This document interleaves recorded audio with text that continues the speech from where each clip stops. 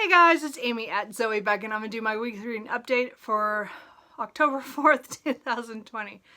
Oh, I'm a little off this morning. I got up and, well, I went for coffee first. And then I came back and cleaned my bathroom. It was needed.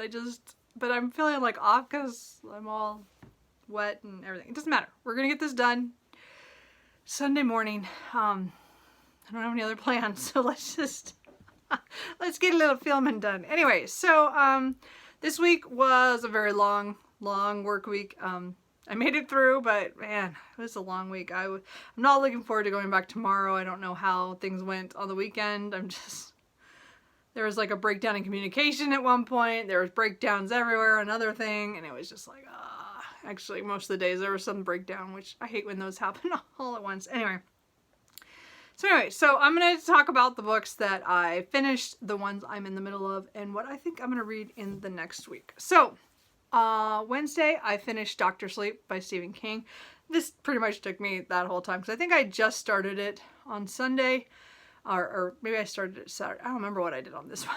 I hadn't read very much, I don't think. I know I had an issue with the beginning. I think it was the third section.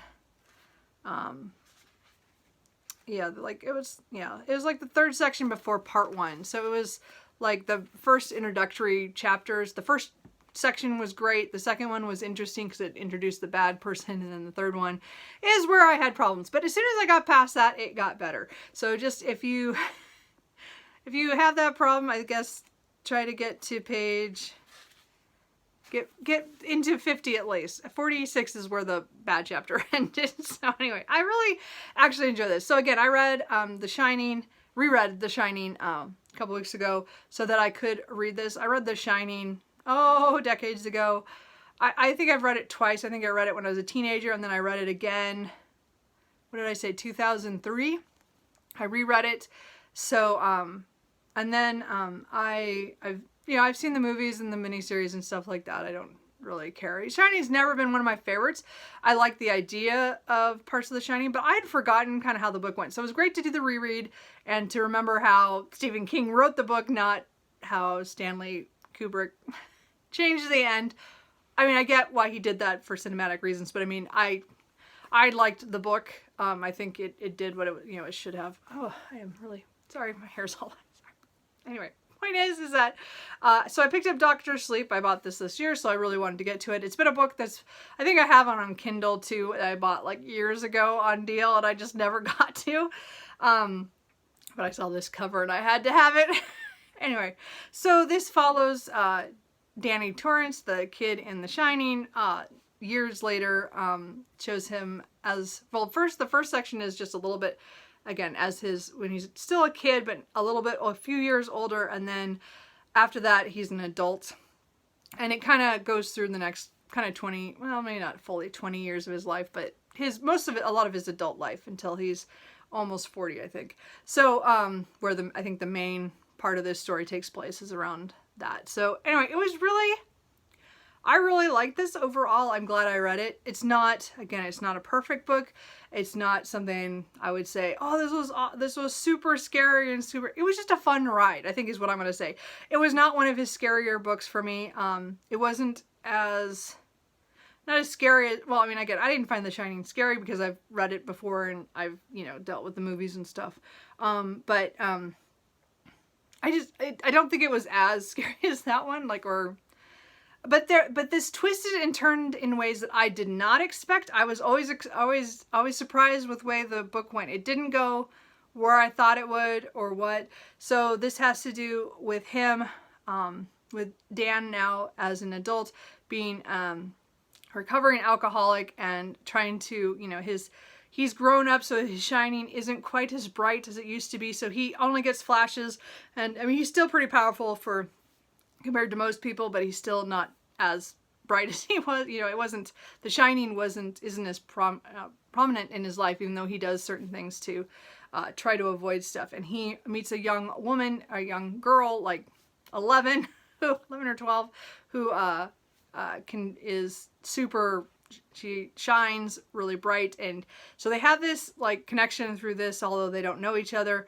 They just live kind of in corresponding towns. So just they're their psychic stuff kind of connect. But there are a group of people called the True Knot who are after her. They are kind of psychic vampires, let's put it that way. They were kind of interesting. They're a different kind of lot. I think it's kind of interesting what he did with that, and I liked that version of a vampire. It was different, and I liked it.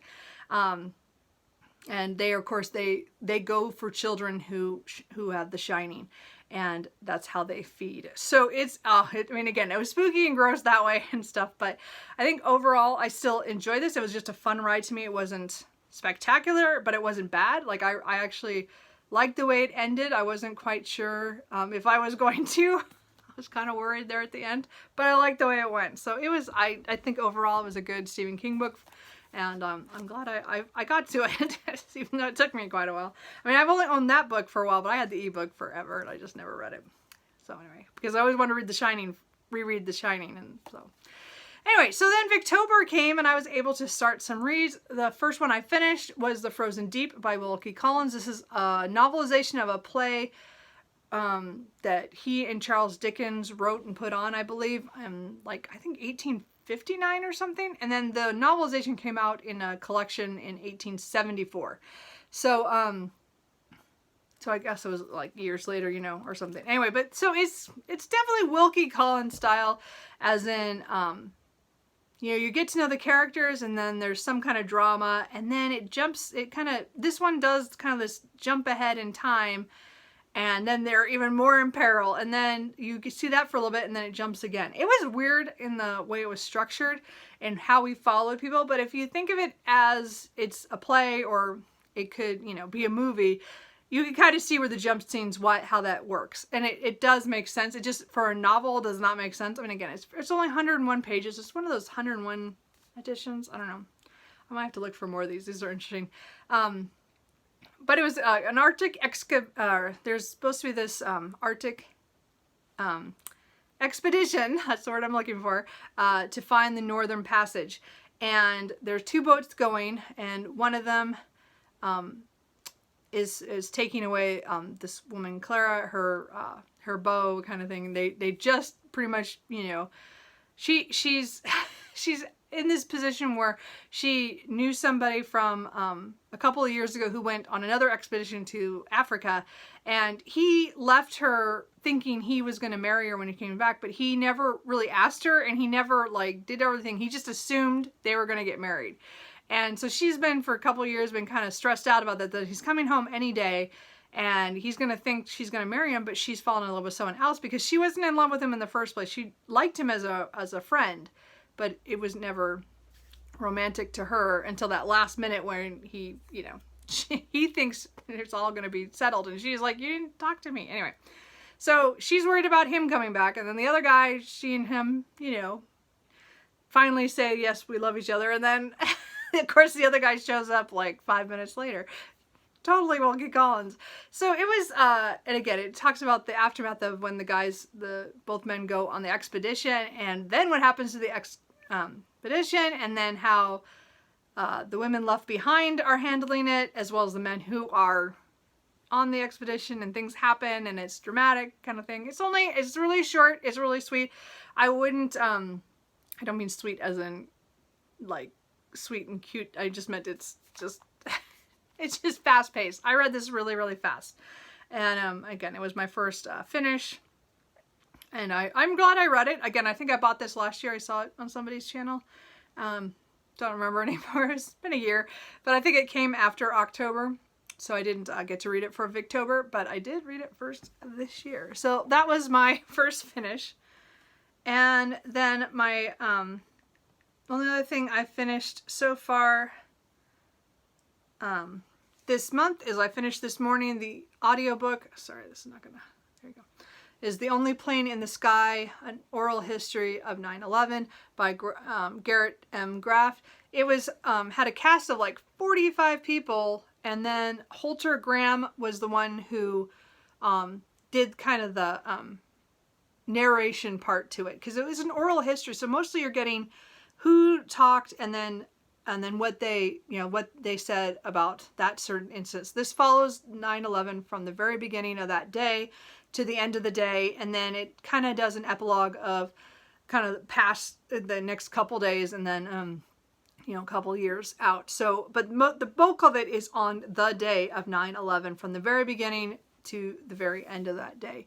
And it is heartbreaking, of course. I think it was very poignant. I really was moved by a lot of what people went through and how they were able to express it in this oral history. Again, they took this a lot from interviews and from oral history people who are actually like took stories down and recorded them. And some of them come from like the 9/11 museum, and other ones that have been in archives but hadn't been what do you call it? Transposed, or I guess that's the word. I don't remember. I'm saying the really wrong word.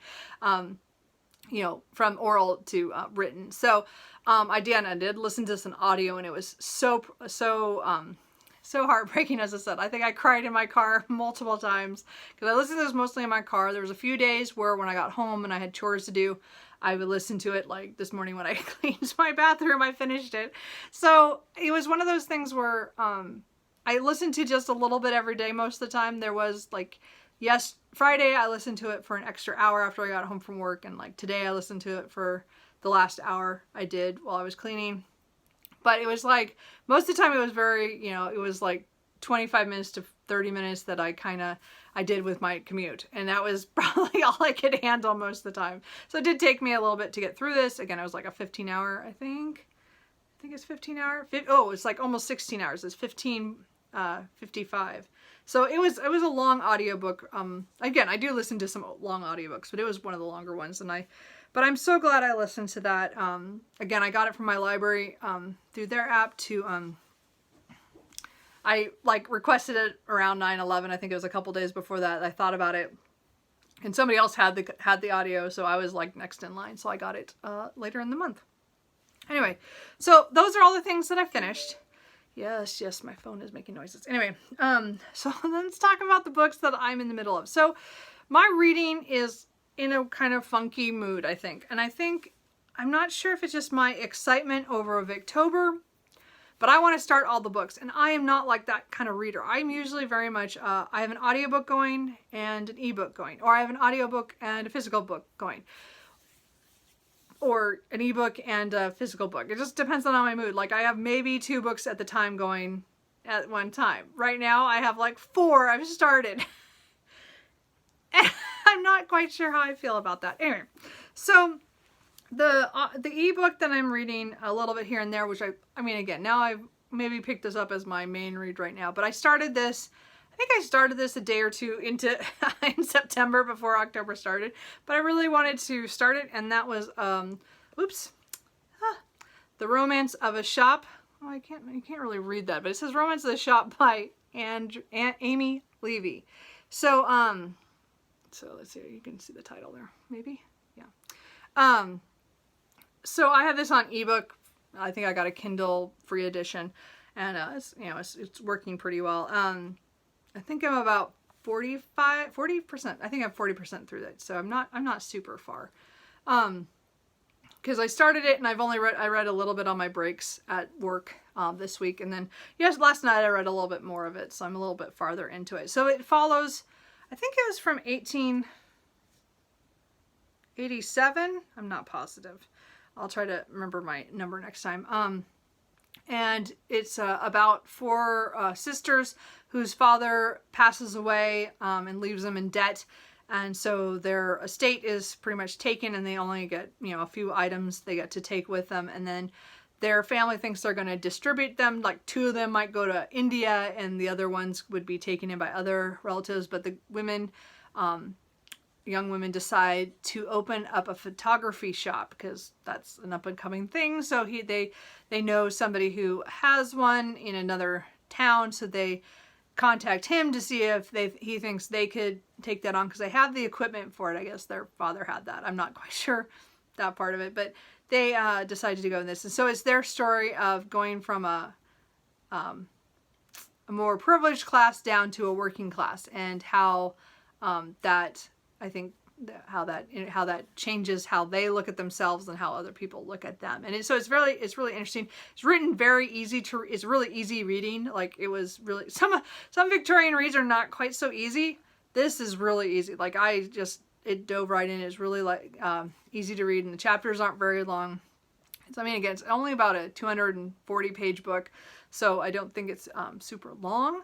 So I'm hoping to get that done this week. As I said, the picture just doesn't do it justice here on this, but I got that from, I had put it on my wish list, or I downloaded it last October when I saw Tanya at the Sampler Girl talk about it. So I've been wanting to read it all year, and I finally opened it and started reading it. So I'm in the middle of that, like not quite halfway. So I'm hoping to get that done this week. I don't know if I'll keep it as just an ebook that I pick up at work on my breaks, or if I'll finish it out. It matters how today goes. It might be the book I finish today. I don't know, but we'll see. So it might be one that takes a long time, or it might be one I get done really quickly, but I'm sure it's not going to be very long. It's not a long book. And then I started Wagner the Werewolf by George W.M. Reynolds, but really I'm just listening to Kate Howe talk about this on her channel on Instagram, No Compliments to Your Mother. She reads it really well, and so far I'm just following along. At some point I'm probably going to make it my main read, and then I'll read on past where she is. But right now I've just listened to the first first 3 chapters? Yeah, the first 3 chapters that she's done. I'm sure she did one this morning that I haven't got to yet. So, I mean, this week I'll probably be just listening to what she does, and then maybe next week I'll pick this up as my main read. But right now I'm enjoying her reading a chapter or 2 a day, and it's just fun, and it's a nice little activity, I guess. I listen to a lot of audiobooks, but it's nice. It's kind of different. So I'm taking part in that read along for a while, and then at some point I swear I'll go ahead. I mean, it is a 600-page book. I'm probably not going to finish it or she's not going to finish it within the month by reading a chapter or 2 a day. So, but you know, it's still fun. So anyway, I'm doing that. So again, that's a Werewolf, 1847 just started being printed, and it was a Penny Dreadful, serial story. So it is, it's already, it's supernatural. So that's why I picked it as my one for like a genre that a modern genre that I read a lot of. So that's kind of the one I went with that. I also started Shirley by Charlotte Bronte I think I started this on the 2nd, so on Friday. And I read the first chapter, and I don't know. So I don't know. I mean, I went back and looked at the, so I really enjoyed Jane Eyre. I mean, I didn't come to it. I mean, I came to it in my teen years. My friend read me the first half like 20 times. I don't know. I'm just exaggerating. But I never finished the book until I was in my mid-20s. And so I really like Jane Eyre, but I have a kind of funny relationship with that book. But I do enjoy it, and I do think I do need to reread that at some point. Just, yeah. Anyway, so I picked up Shirley because it's the group read. And it is a book I want to read. I want to get through all the Bronte stuff, which I'll get to in a second about another thing. But this one, I don't know. I think it's going to be one of those books that I have to focus on. Like I have to have the TV off or something. The first chapter was really slow going for me. And so I wanted to start chapter 2, and I just was like, oh, I don't know about this. So the reading schedule is a chapter and a couple times 2 chapters a day for the month. And I was going to keep to that on this because, well, I don't know. I just was going to try. At least I'd try for a while, and then if I decide to make it my main read, then I'll blast ahead. But that's just the way I read. I'm not really good about reading multiple books at a time, as you can tell. I'm not doing very good with this. So this one is one, though, I want to at least read today to where I'm supposed to be. I'm supposed to finish chapter 5 today. So I have like, what did I say, 50 pages to read. So I'm going to give this the 50 pages.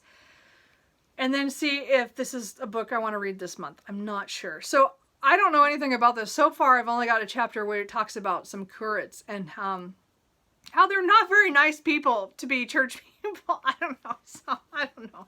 So we'll see. There's something about, there is some industrial revolution kind of ideas in here where a mill owner, I think, is bringing in equipment to replace people, but so there's thought there's going to be some issues, but I'm not quite sure what else. I don't know. As I said, I don't know anything about Shirley, really. I went into this pretty blind. So I don't know. We'll see how I feel about that. I'm still not sure. And the book that I think I'm going to abandon only because I don't think it's what I want. And I'm not, and again, I have tried to read this book in my 20s and I abandoned it as well. And I'm wondering if that's the reason I got rid of it the first time around, is because it's just not for me. And that is the Pickwick Papers by Charles Dickens. So I've enjoyed all the Charles Dickens I've read so far. I've read 4 of his novels. I want to read more of his novels, so I thought I would pick up the first one. Now, technically, this one started before the Victorian era by a year, but I thought it finished printing in the beginning of the Victorian era, and I just wanted to read him in order.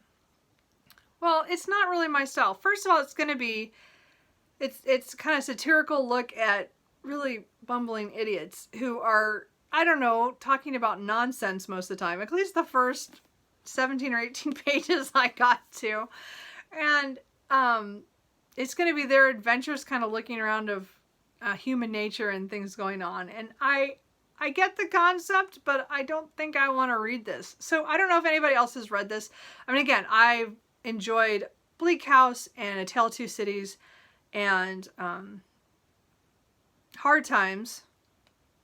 There's another one. I swear there's another book I read.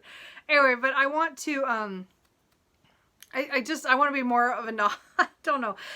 Sounds like it's going to be more like novel or short stories or novellas within novels. I don't know.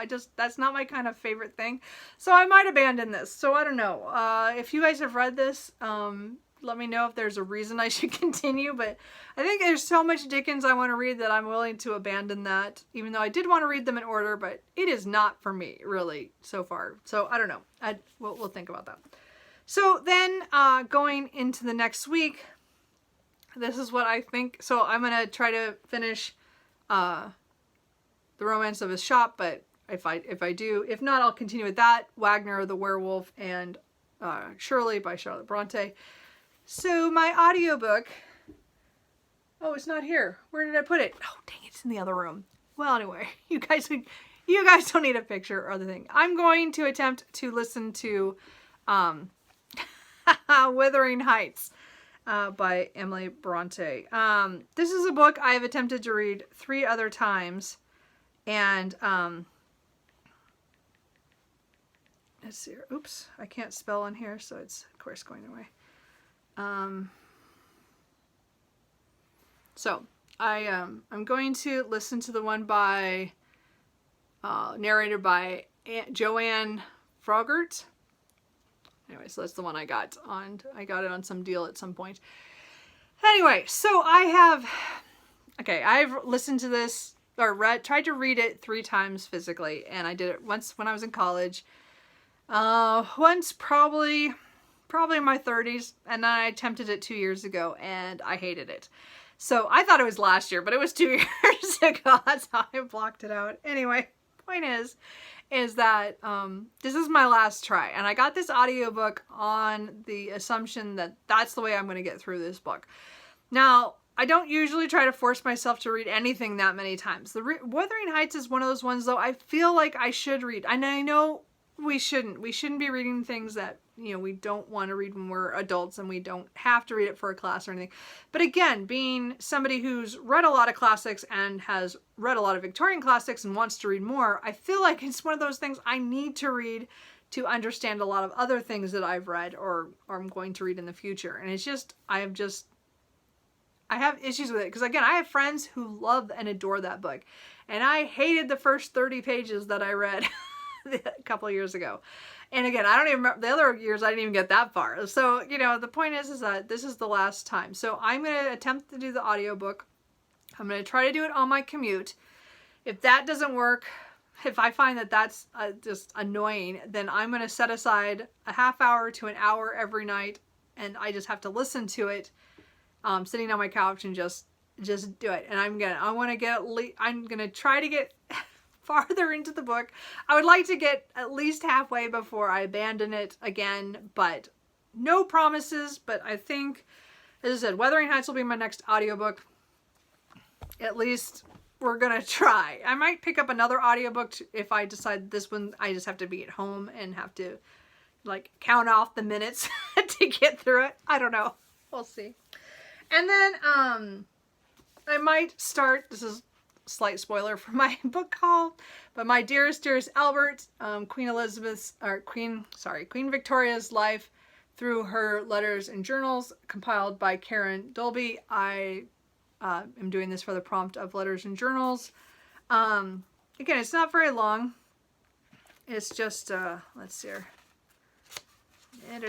It's like 180 pages, and so I figure I might dip in and out of this, like, you know, if I just want to read a couple and then go back. I don't know if I'm gonna read. I don't think I'm gonna read this straight. I mean, again, I did do that with Jane Austen, but it was still hard. So I thought, well, maybe I'll Queen Victoria would be kind of different. So I did get this, so I'm hoping to read some of that here and there during the week. And I mean, I'm pretty sure I'm going to abandon the Pickwick Papers. I might substitute it out for Oliver Twist, which is his next novel that I have not read. So I don't know. It's another big book. So I don't know. I do have other books that are on my TBR that I would probably like to read a little bit more. But I just feel like I need a Dickens in here. So I don't know. This is 445 pages. We'll see. So this is a contender, so I'm not quite sure. So anyway, that's all the books this week. Oh, I talked way too long, but the first version was even longer. Anyway, so what are you guys reading? Are you guys reading anything? Again, I did my spooky reads in September, which was kind of funny because I knew Victober was coming, so I didn't want to do them this month. So that was kind of it. So are you reading spooky reads, or are you going all Victorian? Let me know, and let me know if any things that I've questioned on here, if you think, hey, you need to give me some motivation to actually push through and read that, or just let me abandon it. We'll see. So anyway, let me know what you're reading, and I will talk to you guys later. Bye.